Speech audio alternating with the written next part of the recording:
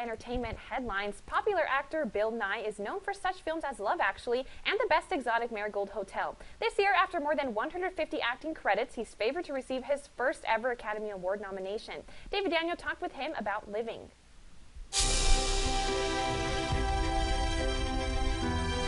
Mr. Williams, a little on the frosty side, perhaps. Not too much fun in laughter. Rather like church. Bill Nighy plays a British civil servant desperate to change things in Living. Small wonder I didn't notice what I was becoming. Dad, you all right? If only to be alive for one day. But I realize it. I don't know how. And I grew up in that atmosphere of post-war Britain, and I'm fascinated by what they call Englishness, but I'm sure there's characters of that kind in every culture. But we always take the rap for it.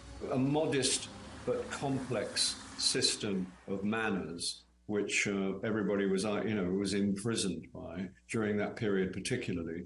But I find there's something heroic about it as well. Director Oliver Hermanus and screenwriter Kazuo Ishiguro had Nighy in mind for the role from the start. There was this exploration that he and I had to do to kind of, in a way, shrink him because he is Bill Nighy. It was kind of fun for him to play this everyman who has a very little voice and a very small life and, it is not necessarily very funny.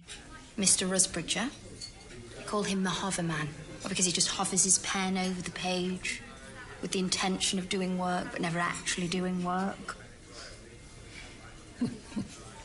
Amy Lee Wood plays a former colleague who helps him find his way. She's just everything that I want to be.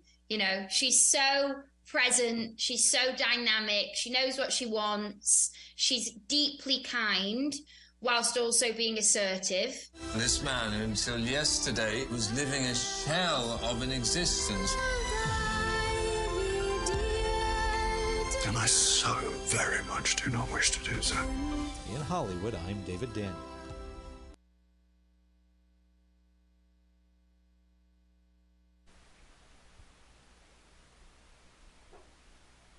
Bill Nighy's such a good actor, and nice to have a contemplative film that actually has some substance, some plot. And you mentioned that you saw Babylon. I was curious about Babylon. Part of me thinks, is it just like a recycled Great Gatsby, and is that kind of a bummer too? But what do you think?